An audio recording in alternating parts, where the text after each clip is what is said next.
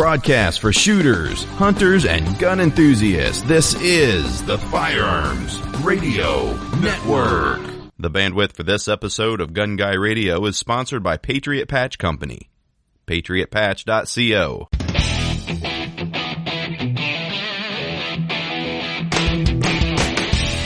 Welcome to episode 261 of Gun Guy Radio. I'm your host, Jake, with co-host Zach. We talk about guns, prepping, homesteading, cars, trucks, and so much more. Everything a gun guy is into. This episode is brought to you by Patriot Patch Company. Hey, Zach, how's it going? Hey, how's it going? It's going. I just got done roofing, putting a steel roof on that garden shed, potting shed I was talking about last time. Oh, your pot shed. Okay, yeah. No, gardening shed. No, it's not. It's not legal in the state yet. So I mean, it's technically gardening, but whatever. I've never done a steel roof. I've only done shingled roofs, and I vowed after the first one that I would never do another one. And I was young and fitter then too, and now I'm old and fat. I don't think I'd even want to do it at all. Shingle roofs are awful. I worked for a buddy of mine, Kurt. He's an exterior contractor. Worked for him, a couple of years in high school there. Tore off roofs, and I was never trusted enough to put the shingles back on it, but I could tear them off. And no thanks. I was trusted to walk up the ladder with the shingles on my shoulder, and I thought, well, this is the stupidest thing I've ever heard.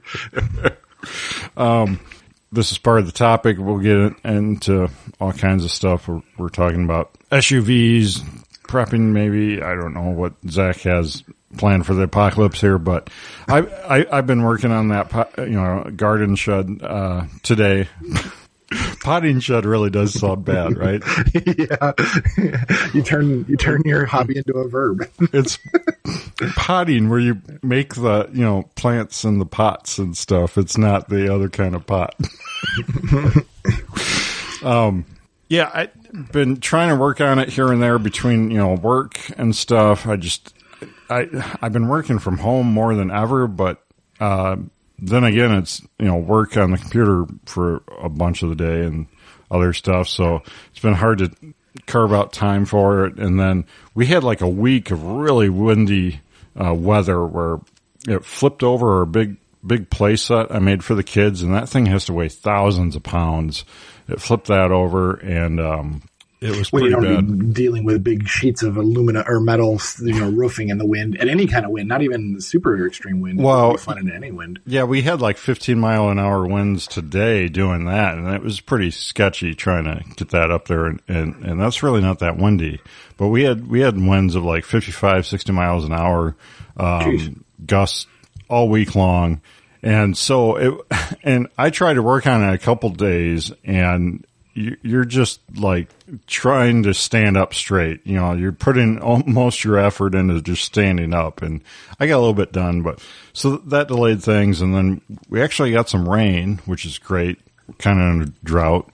The walls are all up, and I don't know where I even left off last time. I might have had most of the walls up then, but they're all up and connected to the rafters. The rafters are up, and then I got the stringers put across the rafters, and then the sheet metal over the top of it. And I ended up actually buying new sheets because I know against your hobo creed.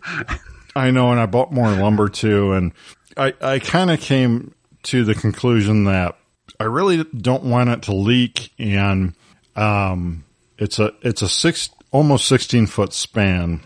And so the sheets I had here, I have, a bunch of sheets here, but they're like, I don't know, 8, 9, 10 feet long. So I'd have to layer at least one, once, and that's really not ideal for a roof with sheet metal like that. I mean, people do it, and I might do it for another project, but I don't know, this project, I decided to splurge and buy some new stuff, and it's not cheap. It was like $280 just for 4 sheets of steel. They're 3 feet wide by 16 feet long.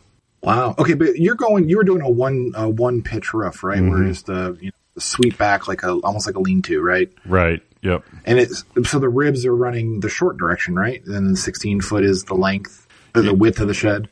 Well, the ribs run the longest length, up and down. So yeah, that's 16 feet they run, and then they, there's 4 sheets that layer left to right. Gotcha. Okay, that's what I was trying to think. If it was okay, that makes sense. So then that was how tall? How far off the ground is it? I mean, are you working off ladders, or how do you get up there? I'm really bad with heights anymore. I mean, when I was a kid, I really didn't have an issue with heights, but now it's just like some guys are monkeys and they can jump up there and just step between the 2-foot stringers and be totally fine, or just step on the rafters. And I tried to do that today. I was like, "Oh, Jenny, can you get me the ladder?" The funny thing with heights for me is like I am not afraid of super heights. Like I've been skydiving twice when I was younger. Like my dad used to work at a skyscraper downtown Chicago, and going on the roof of a 70-story building and looking over didn't bother me. But it was ladders and things like a house roof that if you die or if you fall, you're not going to die, but you're going to get hurt really bad. Those are the ones that scared me more. It made no sense. I don't know why. Yeah. I just, I don't know. I just get over an open area, even like I can't even do the Ferris wheel anymore. It's funny you mentioned that, because when, pre-COVID, we went to the fair once, and I didn't feel great on the Ferris wheel. Like I'm like, this should not bother me. Like it is built by carnies and it could fall over in a minute, but that's all I'm thinking.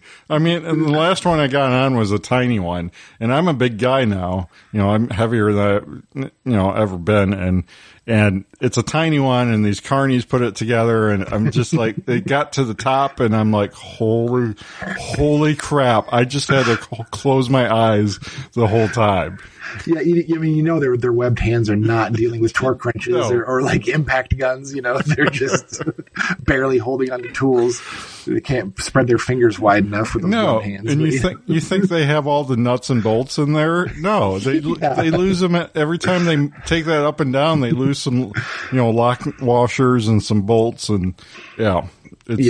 Half of it's held together with like baling, wire. I mean, it's awful. The one that really freaked me out, which shouldn't do it at all, is one of the last times I was in Seattle, there was the flight Museum of Flight out there, and they had one of those VR airplanes that you get in, and it's just like a little capsule, and then they close you in, so you're a little claustrophobic to begin with. And it just has a screen in front of you, but then it starts to mimic the flight, and it spins you around. I was like, I am done. This is not for me. Which is so weird. I don't know. I guess it's part of getting old, which is depressing. Yeah, I haven't done one of those. I'd probably have the same reaction. Anyway, so, we get one sheet up as I hit my microphone. We get one sheet up, and then, you kind of use that for scaffolding. To get the stringers across and the rafters, I just used ladders. And then, basically I worked off the sheet, the first sheet I got up there, and then as you expand it, then you just work off of those sheets, trying to stand where the stringers are, because they are spanned 2 feet apart.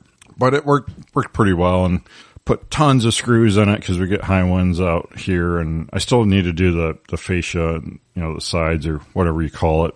So it's coming along, and then we can get going on the sides and the windows and doors and everything. So it'll be good. That's when you'll finally get all your garbage put to use, your garbage pickups. Well, the grass is trying to grow around it now, so I gotta get it built. Yeah, it becomes a permanent fixture as soon as grass goes around it. I know, right? Huh. Yeah. Interesting. Well, cool.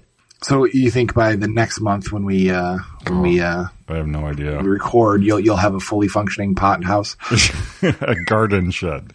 Yeah, whatever you want to call it. I hope so. I have no idea. So we got the gardens rototilled. We've got probably 70% of everything planted, maybe 65% of everything planted, and then we had some couple days of real rain here, and so I need to rototill some more before we can plant the rest, but I'm glad we got a lot of stuff in. We got, the squash and, I don't even know, potatoes. Got corn, I hope. Corn, yeah, we got corn in.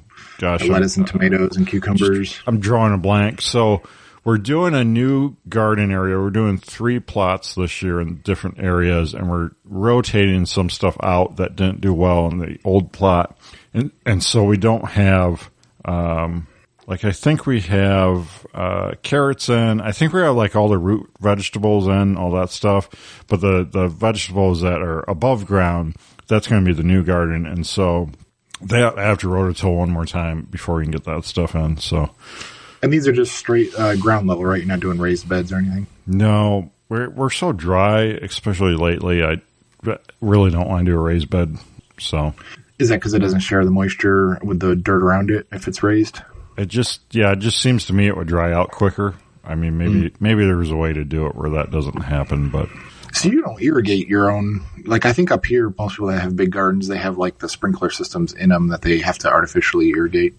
Well, I haven't gotten that far. I mean, we have sprinklers we can throw out and stuff, but yeah, haven't gotten that far yet. I'd like to do something. I've got a bunch of that, PEX tubing that I could make something out of.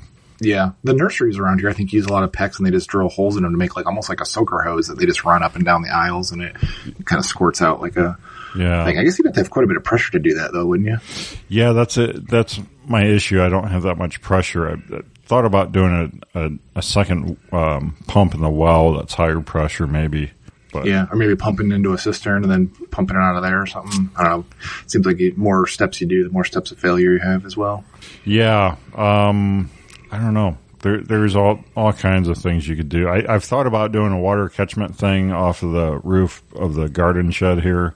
And try something like that, but I don't know. I mean, so many of these artsy-fartsy prepper stuff, I mean, it's just... The Pinterest preppers?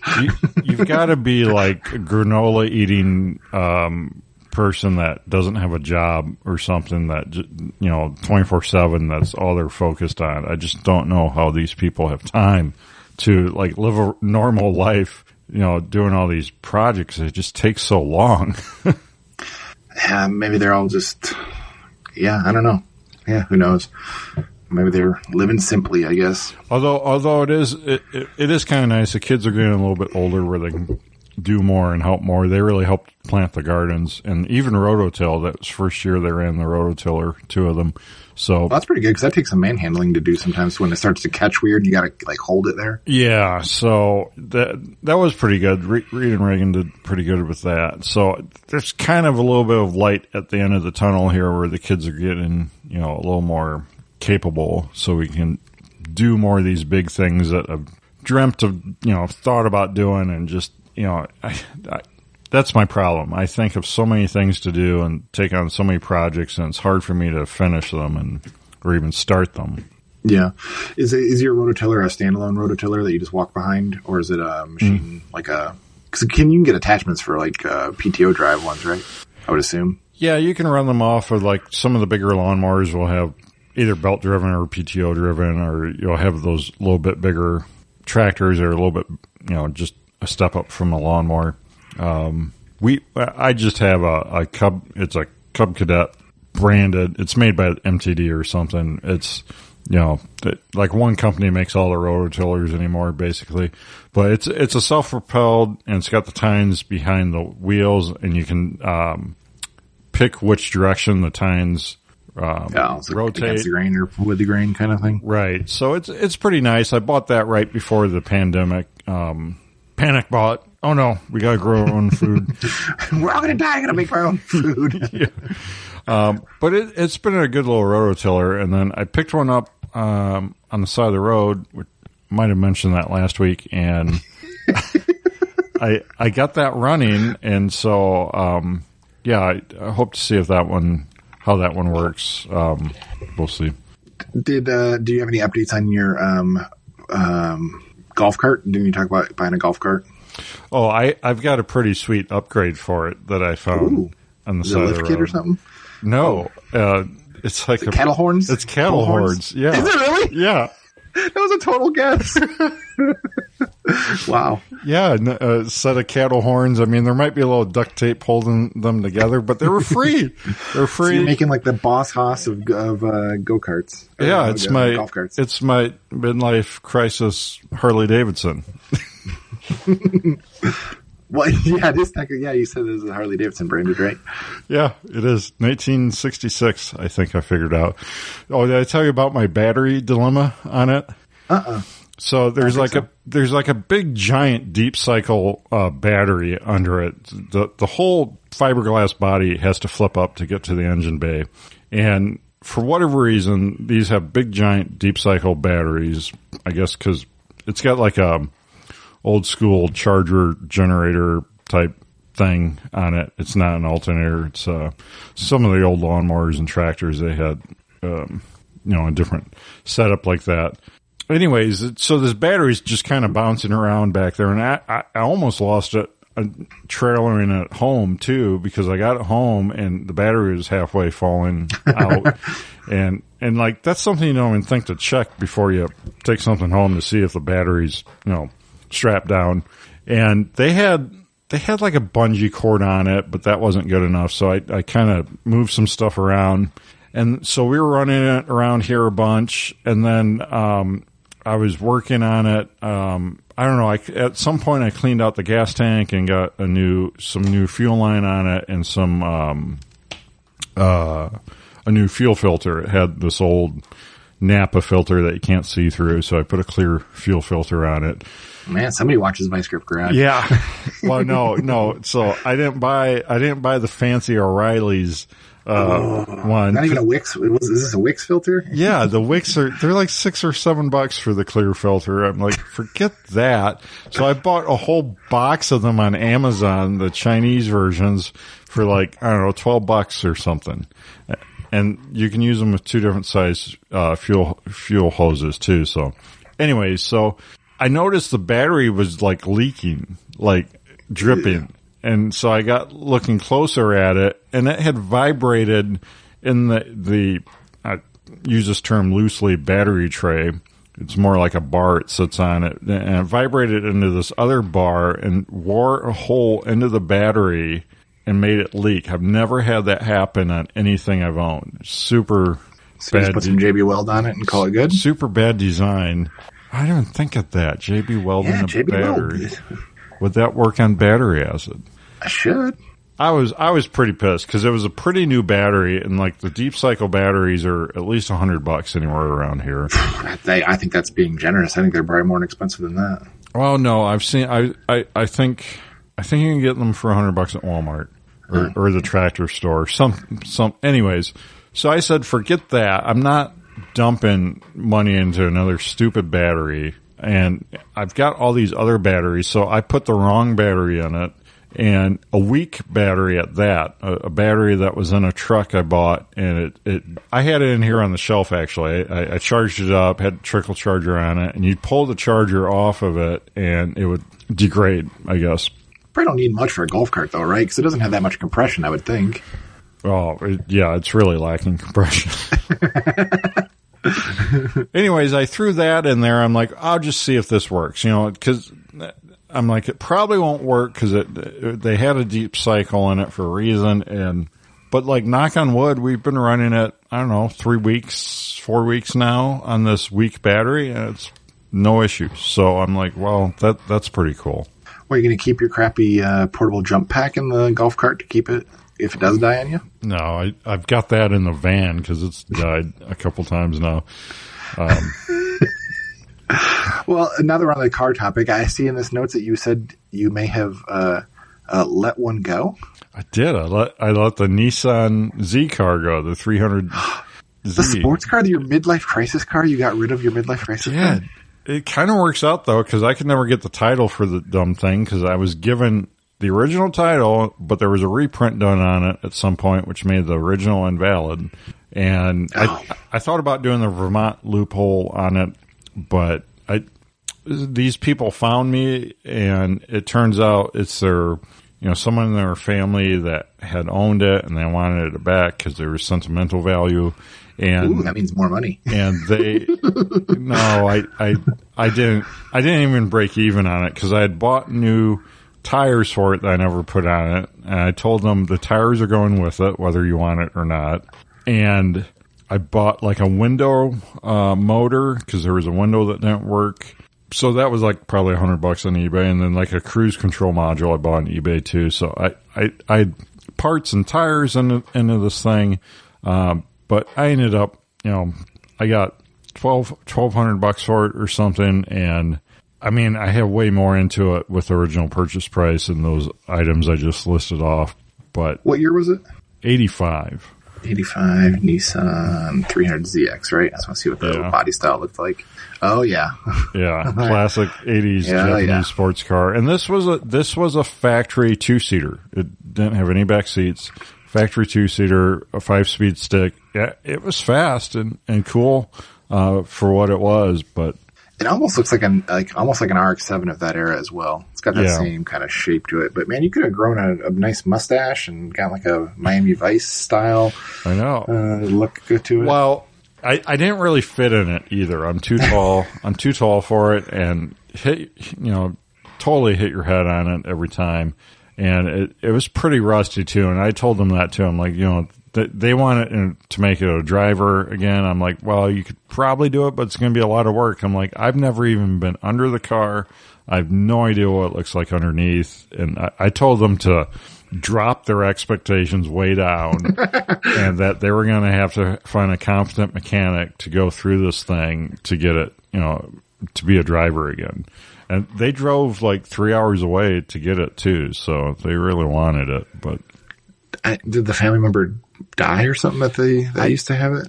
I think so. I didn't get the full story, but I think it was something like that. And might have been the daughter was, getting it to make her own, something like that. I didn't really get the full story, but great people. And I'm glad it's going to someplace that they're going to make it a driver again. So what other $1,200 junker did you buy in place of it now that you had $1,200 burning a hole in your pocket?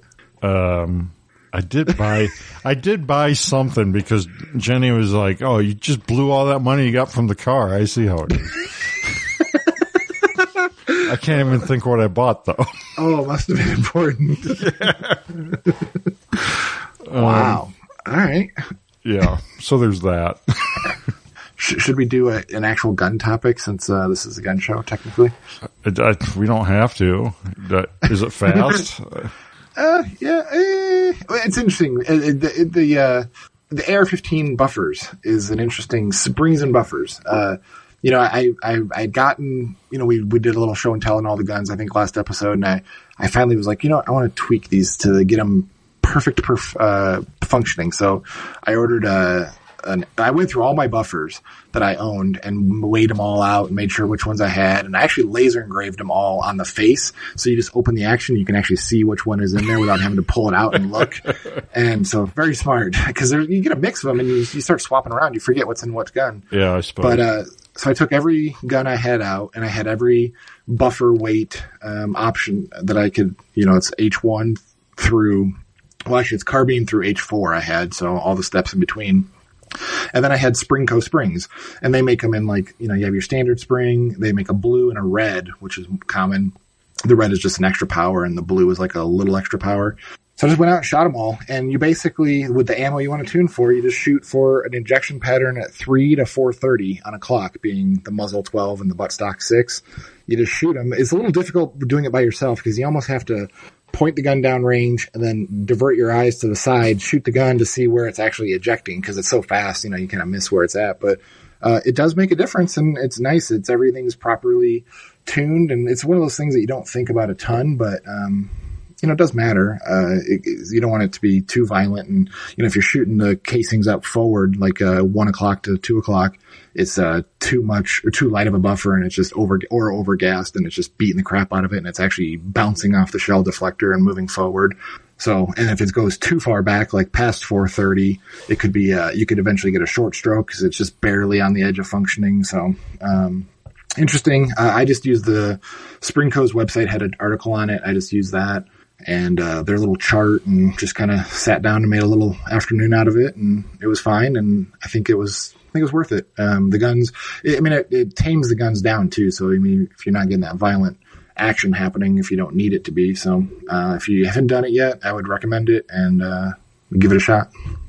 So I guess get into the nitty gritty. How do you actually tune? So you basically what I did is I'd gotten close because I had H2 buffers in almost all my guns already, which is just one step heavier.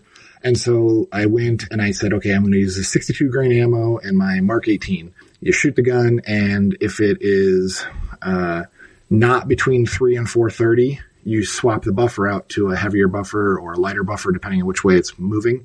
And it will actually, so if you put a heavier buffer in, it typically will go further down the clock face.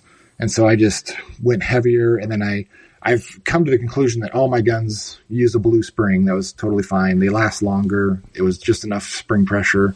The red spring functioned as well, but you noticed it when you charged the gun because it was like you're fighting that spring. So I didn't love that. It made it a little bit just more difficult to rack the guns. So everything got blue springs. I only ordered one blue spring and I moved them around. And then once I knew that was a spring, I just bought more. I didn't want to, they're $20 a piece. I didn't want to buy too many and then find out they just go in the junk drawer. So did that. And then I just played with the weights, and you shoot it, see where it flies out, and then put a different buffer in there and see how it affected it. And you just wait till you get 3 to 430. It's kind of a guess and check method. I'm surprised you don't have a butler that, racks the guns for you and hands it to you. I mean, if I could, I would. If anybody wants to be the butler, I'll let them be the butler. Like the clay pigeon shooting guys, the rich guys that people hold their shotgun shells for them to right, or they pull for you. Speaking of which, are you doing that this year? Are you going to do clay shooting? I think it still conflicts with Boy Scouts, so I don't think I can. But at some point, once the kids are older or moved out, I'll probably get back to it. Gotcha. Yeah, it'd be fun to do, and I'm meeting more and more people that do it too. I'm like, oh, you do that, and so yeah. I mean, you're getting old. You're being an old white guy, so yeah, it's probably about right time. It's funny. It's a small town, so like the newspaper runs the scores. And really? From the trap league, and then if you're in the bowling league, it runs the scores for that. And then if there's like a town baseball team where the old guys play baseball, and there's all kinds of funny things like that, small town life. And the baseball team, they keep track of the score and everything and put stats out? Yeah, because they play the other small towns and stuff. Is this like a Springfield Shelbyville situation? It is. It totally is. Wow. All right. And there is a Springfield that we play. Is it really? Yeah. That's funny. Well, okay. It looks like you got one more gun topic before we get in the main topic. So I was hoping I'd get this out of the box. I didn't. I'll just mention what I purchased here. And I didn't know this existed, but I was in my Tractor Supply and I saw it. And the first time I saw it, I was like, no, I don't want it. I looked up reviews on it and some were not so great. And anyways, it's a Ruger. It's a 10-22 air rifle. So it's a multi-shot pellet rifle that uses a CO2 canister. And it's in the shape of a 10-22. So, you can kind of look at it as a trainer, even though a 10-22, I guess, is a trader itself. I don't know. It's goofy, I think, but these things go, I think online they're about $120, and Tractor Supply's regular price was, I think, $100, but these are marked down to like $55. Wow. So pretty much half price. So the second time I went in there, they still had some. So I was like, you know what, this will be fun to do with the kids and just talk about and, do kind of a review on it. I haven't even taken it out of the box yet. I did see some bad reviews on it, so we'll see how it goes. It's got 4 stars on Amazon. Yeah. It's not terrible, but we'll see how it goes. It's interesting concept. Well, it's interesting. It says it uses 2 12-gram CO2 cartridges, and it looks like it's in a trap door on the buttstock. Do they go in line, or do they stack? How does that work?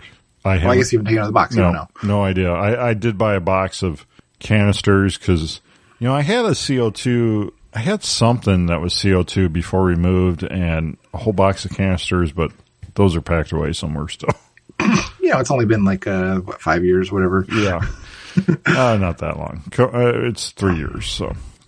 And it looks like it uses a 1022 style magazine, like the same shape and everything. So it looks, if you didn't know this was a BB gun from exterior, right, it looks just like a 1022, standard. So, obviously you can't use the same stocks because it has to have the CO2 cartridge in the buttstock, but it looks like it uses the same optics rail and everything. So if you want to use those accessories. Right.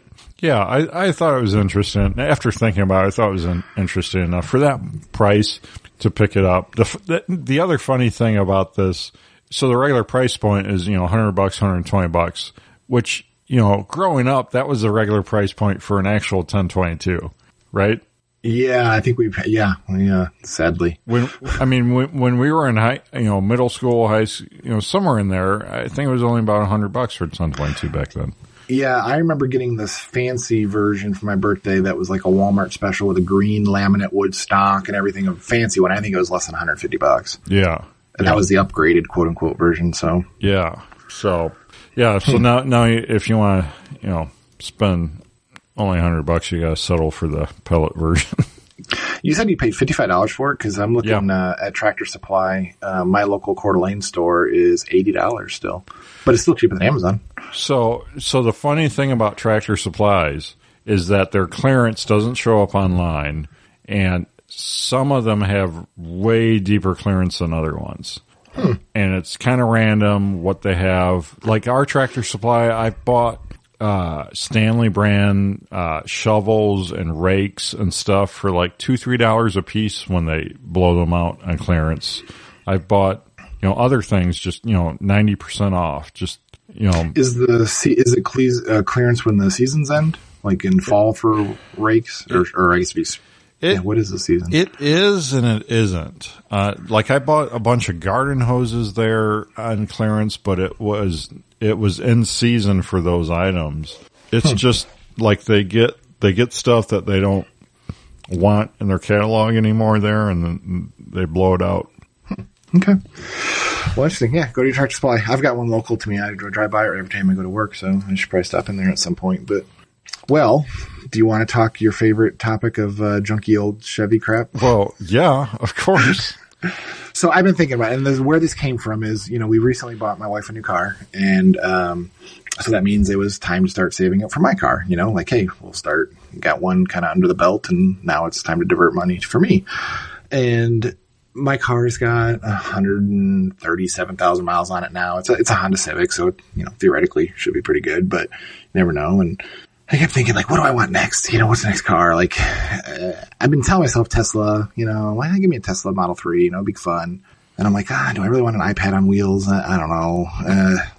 I kind of want more of a nicer car that's nice inside. The Teslas are not really known for interior. It's more of like an IKEA type finish in the front, in the cabin, And Ashley's Rogue is beautiful inside. It's got like the quilted brown leather seats and everything. It's beautiful.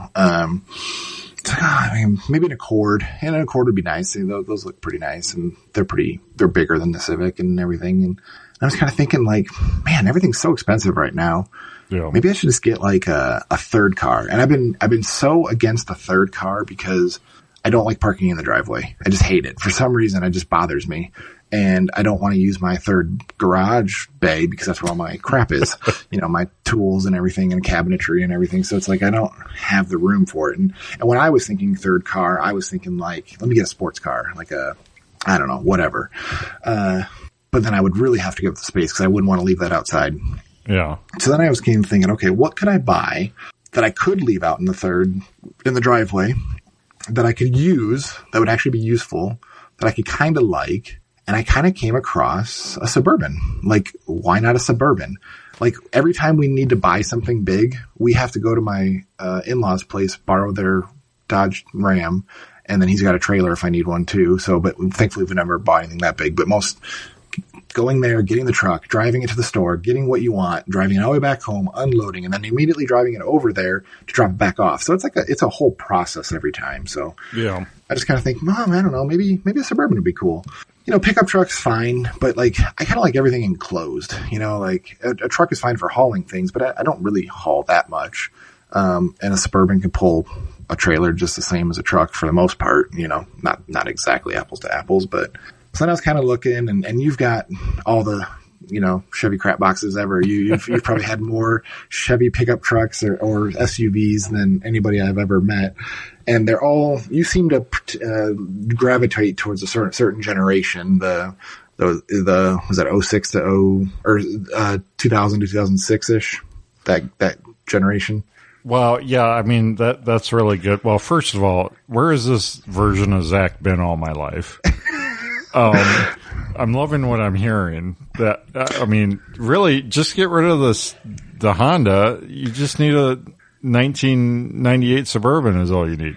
No. See, here's the problem, though. Here's the thing. I've worked my entire adult life to eliminate drama and stress from my life if I can help it. And I just remember my parents having crappy cars and just how much stress that involves to get to work every day. Like, I don't ever think about, like, is my car going to start when I get to the drive, into the garage? I never think that. And I've never had to think that. My car starts, it goes, I get home just fine. and I'm going to jinx myself now by saying that. But typically, by having a nice newer car, I've never had any problems. So, and I could not afford, I drive 75 miles a day. Yeah. I couldn't afford to drive a Suburban every day. I would go broke. So, my car right now, it gets like 38 miles a gallon. So man, I could totally drive back and forth. So then I thought, well, yeah, so I don't need to have a car that is uber reliable, super nice and comfortable and fuel efficient, because it's not going to be my daily driver. I'd maybe drive it to work once a week. I don't know. Who knows? But it would be like a weekend car or whatever as needed. So then I kind of thought, okay, well, that's good. And then I started doing research and, the body style, you said 1998. That's that, post square body. What do they call it? OBS now? Is that considered old body style? Yeah, that's considered. So just like my 97 Ford Power Stroke, that's OBS, old body style. So for Fords, that ran, well, until 97. I don't know technically when they consider that starting, but for Chevy, that would start in like 1987 when they introduced that body, when the square body. It's like 88 to 99, I think. Yeah, because 87 was still square body. I think it was a mixed year. I think there might have been. Oh, okay. Yeah, anyways, the square body Suburbans went until 92, and the square body heavy trucks also went till 92. Cause I had a 92 dump truck that was a crew cab, 1 ton, and it was a square body. Oh, interesting. Yeah. So I don't know, that body style's good. I just remember the thing I worry about is everything falling apart on the interior. I remember yours, like all the HVAC controls seem to fall apart, window switches seem to fall apart. I don't know, just that worries me a little bit. Oh no, they're pretty good. Here's where I would look for, as far as generations for Suburban, Tahoes, Yukons, Avalanches, all of that. I would look at 2 different generations. I would look at the second half of the OBS generation, which started, in my mind, with the Vortec engine in 96. And so you can get that Vortec engine, old body style until, I think technically until 99, 2000. That might be a split year for the Suburbans. And then you get into the next body style, which is like a GMT whatever, there's some number. It's a GMT 800. 800, okay. Mm-hmm. So that until 2006, so that introduced the 5.3 liter LS engine. Yep. Which is fantastic. It gets, mile or two better gas mileage than the 5.7 Vortec. It has way more power, torque, just a kind of a better engine all around. And it's really the same engine they still use today, except it's got all kinds of fuel economy crap on it and it doesn't work as well.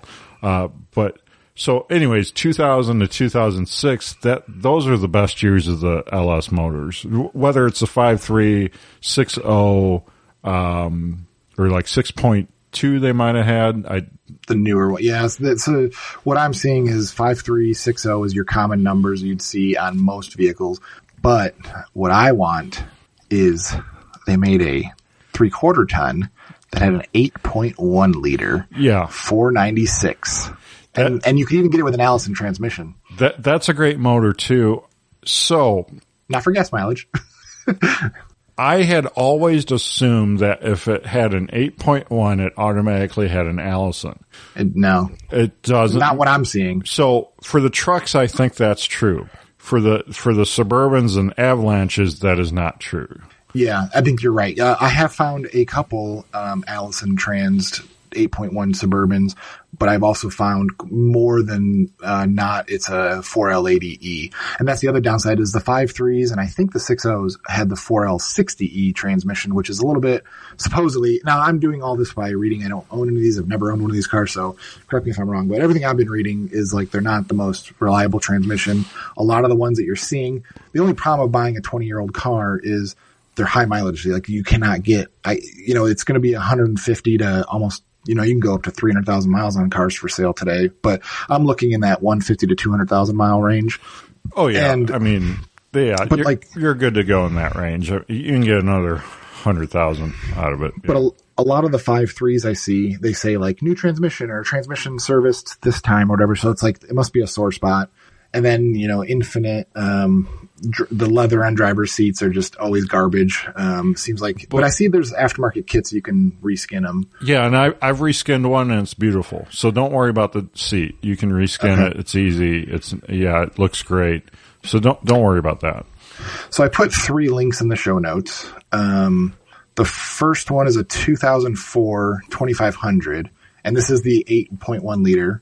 And it just looks right. I mean, it's black, 180,000 miles. It is really, really good. The other thing you got going for you is you're in the Northwest and you don't have the rust we have here or in Illinois.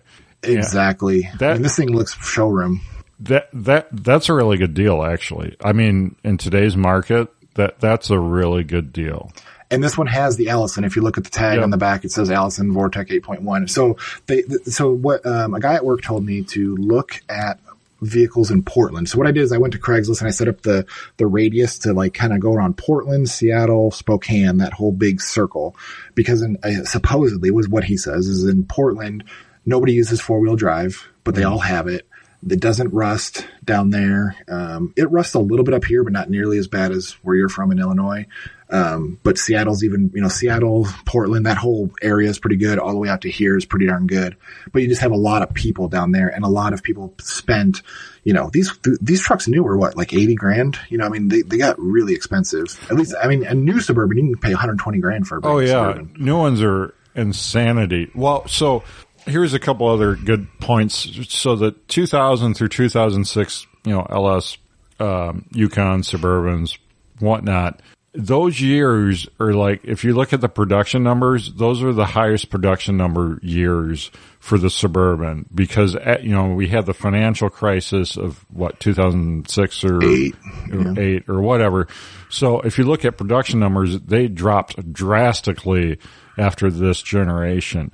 And so that's true. This is the time of SUVs in their heyday, right? Like big gas guzzling SUVs. Yeah, because they really haven't. They killed the 8.1 Vortec, which is a fantastic big block motor. They killed it because of the gas, $5 a gallon gas. Which we're at again today. See, that was my hope, was that people would be like, hey, these things are too expensive to drive daily. Let's try to sell this. Yeah, this one's a really good price. I wouldn't hesitate.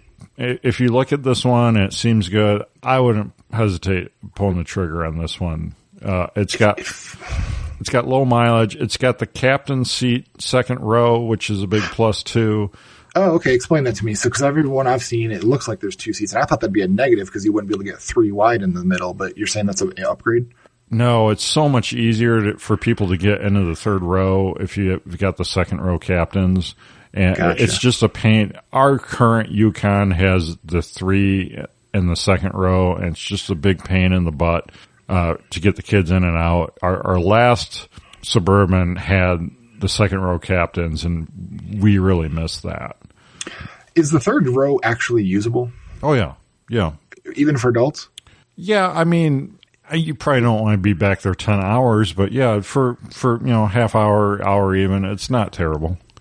Because it looks like it steps up on the floor, and so you lose a lot of headroom when you're sitting in the third row? Not really. I can, knock on wood, I think I can sit back there. There's like a flap thing you can flip up and have more leg room back there, or less. Oh, I see what you're talking about. Yeah, okay. All right. So that one interested me. That was pretty cool. And then I put another one in there. This is a 2003 The other one was a 2004, also a 2500, and it's got 176,000, so same mileage, basically. 12 grand, so $500 more, but it is a lifted vehicle. Oh, I would never buy that. Okay, so here's my thought process, and you tell me if I'm wrong. The thing I do like about a lifted Suburban is a lift kit that I'm seeing is like $2 grand. So you're saving, they're not getting that money back out of it. The negative I see is all the extra wear and tear on the joints and the CVs and all, or the front axles and all that. And I'm worried about the quality of the person installing that lift kit. Well, exactly. And is it a worthy lift kit to begin with? Is it just something hacked together? Is it a cheapo? I think they look dumb. I really think this generation lifted looks dumb, in my opinion. And so to me, I don't think it looks bad. I've seen some that look like they're on clown shoes, but this one doesn't look terrible to me. Well, no. What do you mean it looks dumb? Is it because I've seen some like newer Escalades on lifted, and they look like they're just such a dichotomy of luxury and hillbilly. So to me, I hate buying vehicles that are molested. You know, that's every vehicle you buy is all those junk boxes. And well, I really try not to buy vehicles that have been molested. And by molested, I mean they have like a lot of stuff torn out or redone in the interior, or they have a lot of stuff torn out or redone in the engine compartment. I want something that, you know, grandpa drove for 30, 40 years and he never modified it. You know, I don't want something some high school kid had and modified it. And that might not be the case here. But anytime something's lifted, I immediately think molested. I don't want it. Yeah, and we were those kids molesting cars at that age. Yeah. It makes sense. Okay, so and then I put a 2005, and these are all in the show notes if anyone wants to see what we're talking about, but there's a 2005 Yukon Denali XL, which is much, much cheaper. This one's $5,900. Wow. Also got 178 miles on it, so they're all right around that same point. This one doesn't have the 8.1 big lock. This is just a half tonner, but it does have the 6-liter, so it is the quote unquote upgraded one. And the downside, well, upside or downside, depending how you look at it, is it's all-wheel drive, not the 4-wheel drive. So it's going to be full-time all-wheel drive, but it's a 6-liter and it is super clean. It's red, which is kind of nice. It's a classy red, I should say. Has the typical driver's seat tear out where the other one didn't. And it does look like now that you say it, it does have the 3-seat right in the back. If you look at the picture in the back seat, is this the one that you say is no good? Yeah, or not as good, I should say. It's not like you have a lot of people that are be climbing in and out of it. I wouldn't make that a deal breaker. So what's the problem? Do they slide forward still? And then, or are you saying in the captain's chairs, you just crawl between the chairs and go to the back? Or? Oh yeah, you just walk right between them, super easy. Gotcha. In this scenario, you got to flip the bottom of the seat up, and then you got to flip the back of the seat down. And it's just a big pain in the butt. Gotcha. Okay. So this is a really smoking deal. If this was in my area, I would buy it tomorrow. Well, you can fly out here and pick it up. Yeah, it's a really good deal. Now, the downside of all-wheel drive is that you have no low, low gearing. It's all high. Oh, okay. So this is another thing I want to bring up about this generation, 2000 and 2006, is that the automatic 4-wheel drive system. So our Yukon is a 2004, and when I bought it, I was turned off by the automatic 4-wheel drive functionality of it. You can't put it in 4 high. It's got an automatic 4 high mode where it senses and it'll kick in when it feels fit. And that was a total turn off for me. You can still kick it in 4 low though, but you can't say 2-wheel drive or 4 high. And that really irked me. But the dealer I bought it from, old guy, he's just retired actually. But he's been in the business forever, and he said, no, actually, you'll be happy with this system. It's a great system. And I'm like, well, he's just telling me that. Yeah. Typical sales guy. But he was right. It is a really good system. And I'm sure it's the same for this all-wheel drive all the time. It works great. I mean, there's really no complaint I've had with it. I've gone through snow way higher than the ground clearance of mine, and it hasn't been an issue. It just plows through. It's really great. So it's just rear-wheel drive, and then as soon as it starts to feel slip in the back, it just starts putting power up in the front? Or yeah. Is it vacuum operated or electric? What is the deal there? Do you know? It's I don't know. I have no idea. I would assume it's electric somehow, as servo. Because I know the OBS body style, because that's when they start, square bodies had the locking front hubs. So you had to go outside and lock them. And then that OBS style, they went to a vacuum operated, I believe it was. I know there was some issues there with the little actuators and vacuum lines being finicky after age and everything and deterioration. Well, they were electric. So if you go for my other preferred, half generation is, 97 to 99. Those were electric actuated front, axles.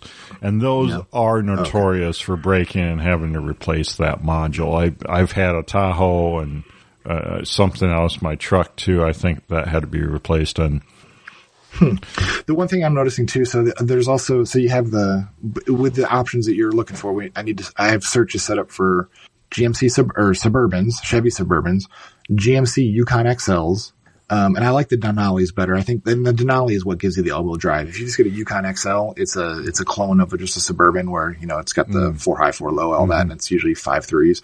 But the Denali trim level seems to give you V8 and all-wheel drive from what I'm seeing just in common searches.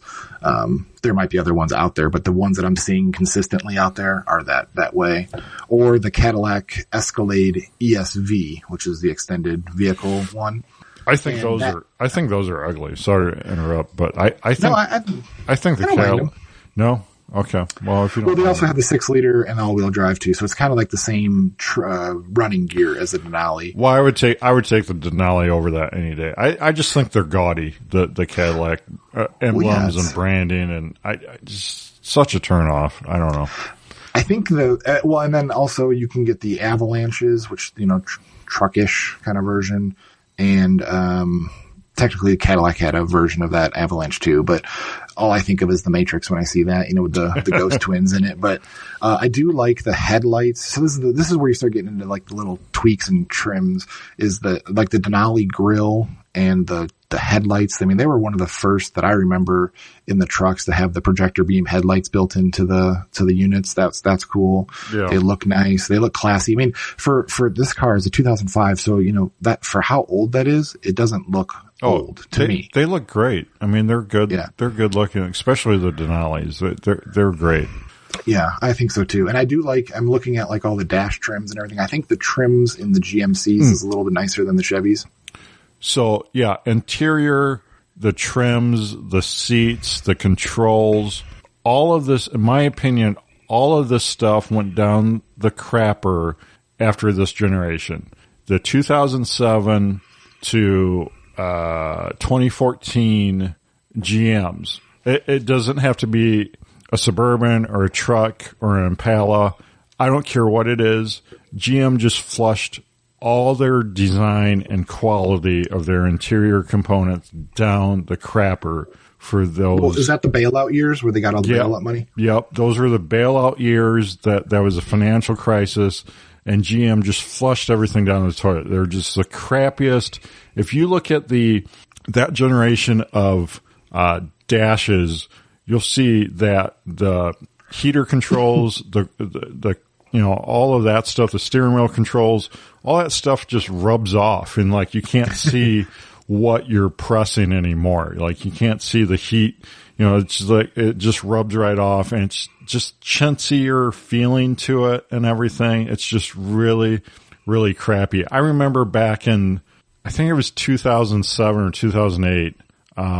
At that time, I owned like a 2000 Chevy Impala car. Yeah, I remember that thing, your post office car. Yeah, and it was a pretty good car. And I remember we went to Texas and I rented the next gen Impala, and I was like, wow, this is going to be just amazing seeing being in a brand new Impala. And I remember being so disappointed with it. It just feeling like a step back.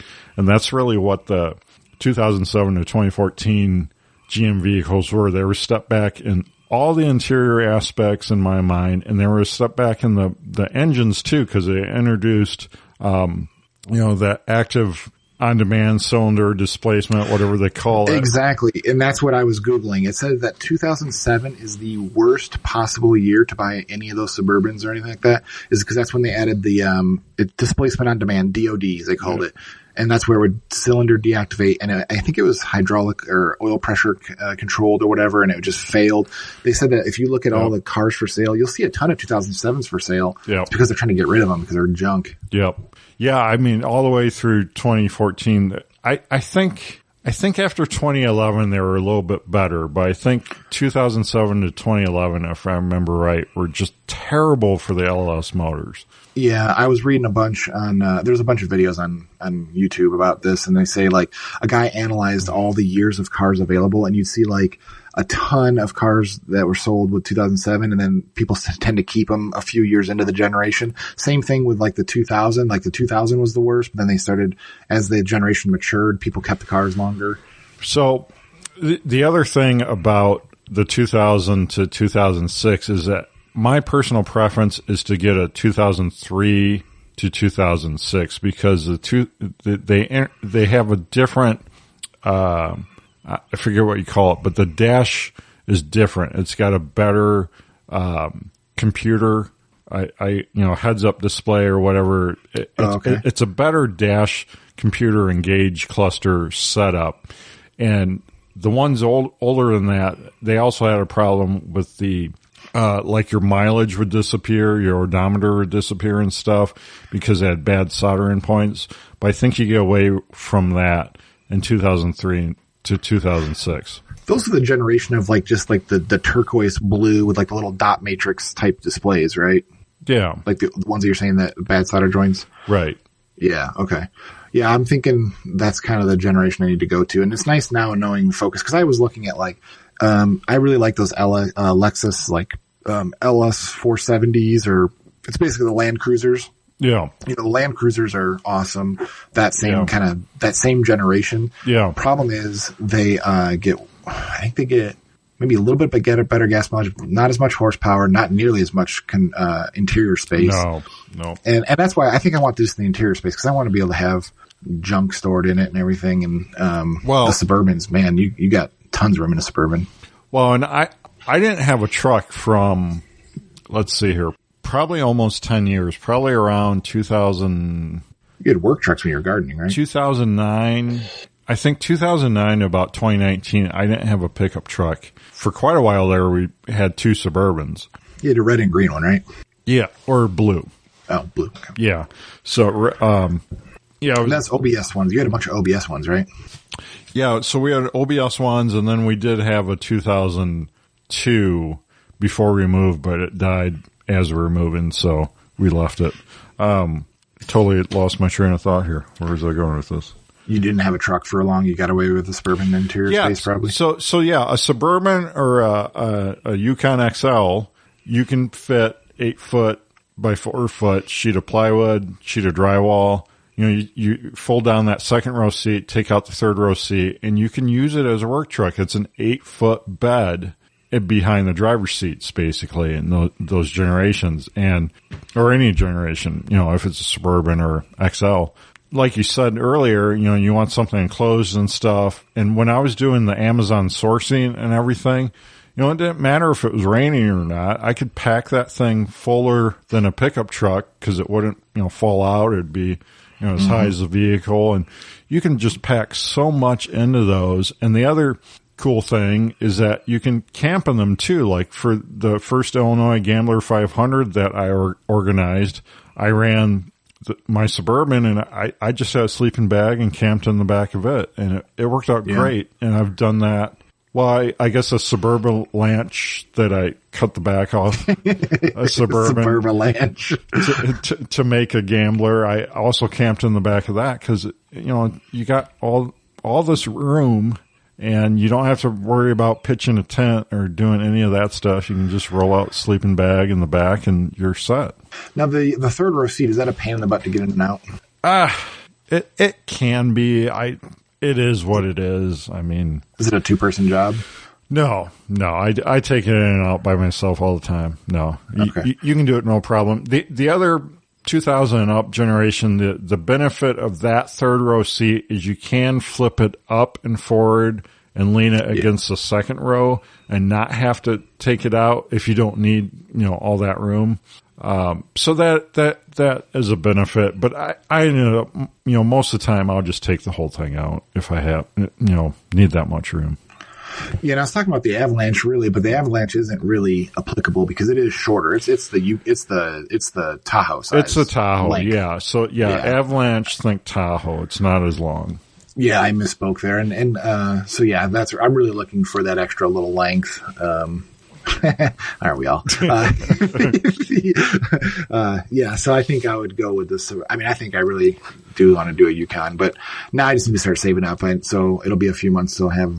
Well, probably more than a few months, but I don't want to loan on it. That's the other thing is I could, eventually just pay for cash for one, which would be ideal. Right. Yeah. I mean, just be patient and really, if you want that big block, now is really probably the time to buy it because gas is so much. And yeah, that's what I'm hoping is as people just can't afford to drive them, then they'll either stop getting mileage piled up on them for one, if they are going to keep it, or just decide, hey, this is not worth keeping anymore. Well, and I think you're probably more likely to find a big block with lower mileage because it was always their third vehicle. It was never their primary. It was grandma or grandpa's, RV puller or something like that. It was never really someone's primary vehicle, probably. Yeah, I could probably get away with the 5.3 to be totally honest, but we live in the mountains here, so pulling anything, you're going to be constantly going uphill and downhill, uphill, downhill. It's not like in the Midwest where you're just cornfields everywhere and you flat land everywhere you go. So I really don't want to be that guy that everybody's passing, doing 35 miles an hour trying to get up the hill. And so I think that big block would be just nice just to have the power when you do want to have it. It'll rip. It'll be fun, really fun to drive too. I mean, yeah. And apparently the 3/4 tons have a 1 inch taller frame rail. So they actually sit higher just naturally than the half tons. Which is kind of interesting. I've wanted one off and on. I just never pulled the trigger on one. I think they're really cool. Why don't you just sell all your $500 cars and then you're halfway to one of these cars? Yeah. Well, to drive someplace there's not rust. Hey, we're only a plane ticket away. Yeah. So the other thing, real quick, I know we're running along here, but there is a video in the show notes. If you, I watched these videos of, top 5 problems with this generation and everything. And one of them caught me off guard. I was watching it and they were talking, see if any of these sound familiar to yours. Oxygen sensors going bad, ABS sensor going bad at slow speed or acting funky at slow speeds, NOx sensors, the steering intermediate shaft. Apparently that intermediate shaft they just say is terrible. It'll make it sound like the front axle's falling off, but it's really just the steering shaft going weird, the slip joint in it. Yeah. But this one caught me off guard. Oil pressure. And you keep saying that your car has no oil pressure, but have you actually put a secondary gauge on the engine? Well, I can hear the lifters tick when it gets low. So okay. Yeah. Because they were saying a lot of times the sensor goes bad, but it really has oil pressure. It's reporting it's not, and they put secondary gauges on it. Well, seeing that it was fine. See, I bought mine and it had a bad sensor, and when the sensor at the top of it's in the back of the top of the motor, when that goes bad, at least the one I had, it would read all the oil pressure, read, all of it. So, and I was never concerned about it, but about a year after I owned it, I was like, I should really replace that. And then I replaced it and regretted it ever since. Is this like going to the doctor when you get older? You just don't even want to know anymore. Yeah. You're just I'll run it till it dies. Well, that's the beautiful running, crap boxes. It's like, who cares? All those things you talked about, I'm sure people have issues with them. I've never had issues with any of them, well, except the oil pressure, but I did, my last Suburban, the 2002, I did have to have the NOx sensors replaced in that. And they're in the valley underneath the intake, it says. Right. So you have to pull the whole intake manifold off, which doesn't look that bad. LS motors are supposedly pretty easy to work on, right? Well, we'll see. I actually ordered the parts to replace the oil pump in mine, which you got to pull the whole front off. And when you do it, you might as well do the timing chain and gears and everything. So I'm going to go down that rabbit hole and see if that fixes my oil pressure issue. We'll see. Is that a common thing? Is the oil pump causing low pressure, or is it? I usually thought it was always like bearings being worn out and letting oil by and not building pressure. Yeah, and that could be too. I have no. So I'm thinking it's the oil pump for me because it's not always bad, and sometimes, we can go along, stretches of time without any issues too. So I'm thinking there's just so much slop and play in that oil pump. Maybe that's it. I don't know. I know in the 2007 to 2014, the oil pressure issue on those isn't really the pump. It's the just the way that was it DOD oil. Yeah. Oil pressure management system, the tolerances that designed to shut off those cylinders and reactivate those cylinders. I think those areas wear out, and then you have just such a drastic loss in oil pressure because you have all these higher tolerances than you had when it was new. Yeah, makes sense. So I'm not scared of it, and it seems like everything is doable. And worst case scenario, LS, can be swapped in from a junkyard pretty easy if you need to just plop a whole motor in it. Well, like I said before, that generation, they made more than any other generation, and so you can get motors and trans and everything really cheap. My 1996, how did this go? The motor blew up on it, so I ordered a motor off of eBay, and I had a really great mechanic that was really reasonable at the time. So I just had the motor sent to him. He did the swap. Ran great, ran better than ever. Really good eBay motor. No worries. And then what happened next? I had like a U-joint or something go out, and it rattled, and I kept driving it, and it rattled the truck so hard it broke the rear housing on the transmission. It cracked the housing. Yeah. And so I ordered a training off of, eBay, and that same mechanic installed it. No problems after that. And then the transfer case went out. You would have been better off just swapping them all at once. Right. And so same deal. Ordered a transfer case off of eBay. The mechanic swapped it, and it was great. I really wouldn't worry about stuff like that going out, especially if it's a third vehicle for you or even a second vehicle for people. There's so many parts out there, and you just need to, find a good local mechanic, not a dealer, not anything like that, but just a good local guy that's just, maybe he, the guy I did the stuff for me, back to the financial crisis, he was a transmission guy at one of those GM dealers that the government forced to shut down during the financial crisis. And instead of trying to find another dealer gig, he just opened his own shop. I mean, that was great. I mean, he was a GM certified, mechanic for decades. Now he's doing his own thing and, does great work, super cheap. So that, you just gotta look around for guys like that, and you can always get parts at local junkyards. And I think that engine I actually got at a junkyard in, Sandwich, Illinois, if I remember. Oh, right. yeah. And that was cool too, because they had a Tahoe. It was sitting in like the back of their shop, and they started up, let me hear it run and everything. And then they're like, okay, we'll pull it. And then I came back a couple days later. It was pulled. They loaded it in the truck, and that was only like, $500, $600 or something. I got to hear it run first. Yeah. Well, and I do have a little wild card here. My buddy Dan is built a shop, and he recently installed a 4-post lift. So I know if worst case, I wouldn't want to overstay my welcome at a shop, but I know if worst case came to worst, like engine's not too bad pulling out the top, but like a transmission or transfer case, if you don't have a lift, good luck. It's going to be a miserable experience. But would be pretty easy on a 4-post lift. Yeah. The one thing I do worry about, and I'm probably going to, make a bigger deal out of it than it needs to be, but like, I'm worried about one that just leaks like a sieve. I do not want my driveway full of oil spots. And I'm assuming most of these are going to leak oil or something. So I don't know if I just need to buy a drip pan or really chase every leak. I don't know. I don't know. You might, I don't really think we park on gravel now, but the stuff that's our daily drivers, none of the stuff we have like leaves rainbows in the driveway and stuff like that. Okay, maybe I get lucky. So and seeing the 3 Craigslist posts you showed me, I mean, I think they probably don't leak. I mean, you can check them out when you look at them, but they all look like well cared for used vehicles, and I don't know that you need to worry about that. Okay.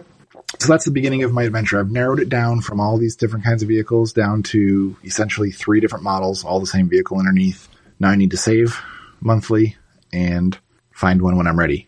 I could just go get a loan and go buy one today, but I'm like, I don't want to do that. It's going to defeat its purpose. No. Yeah, you don't want to do that.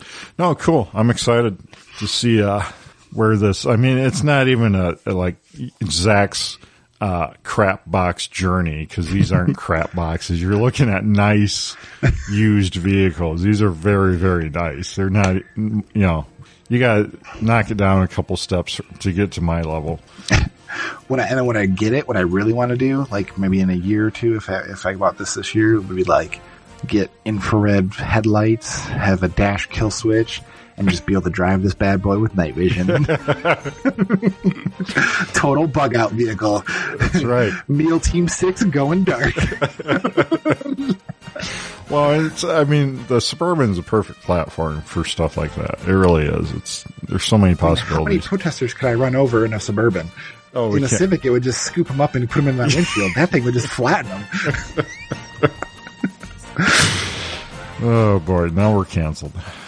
Well, I'm uncancelable. All right, well, good talk.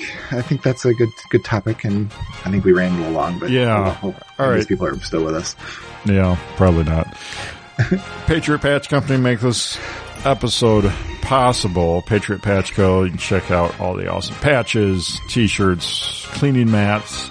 Have the 4 rules of gun safety as a poster now for only $7.99, so you can check that out if you want. Just an awesome 4 rules of gun safety poster for your man cave. Also have aluminum signs, but posters, super affordable. We throw that up in your, room, man cave, gun room. Super great reference for new shooters or anyone. So check it out, patriotpatch.co. Also, if you need artwork design of any kind, check out Ryan Cross at Hunter of Design. Get him now. He just had another kid, so he needs money. Let's go. Yeah, congrats to Ryan, kid number 2, and he's catching up to you. Catching up. Yeah, I told him he's got to get busy. So gunguyradio@gmail.com. You can email us, and we'll probably not respond, but we do read them. Jake gets them, so if he doesn't respond, it's not my fault. It's his. Yeah. Don't forget to check out all the other awesome shows here on the Firearms Radio Network. That's a wrap, Zach. Thanks. All right. Thanks. See ya. See you next time.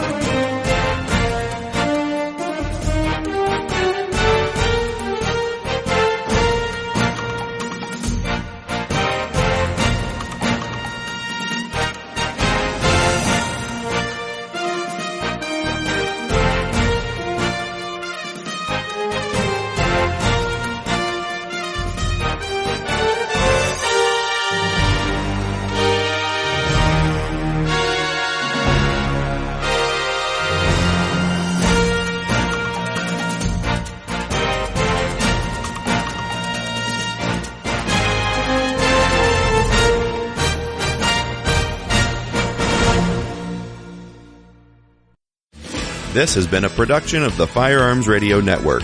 You can find more information at firearmsradio.tv.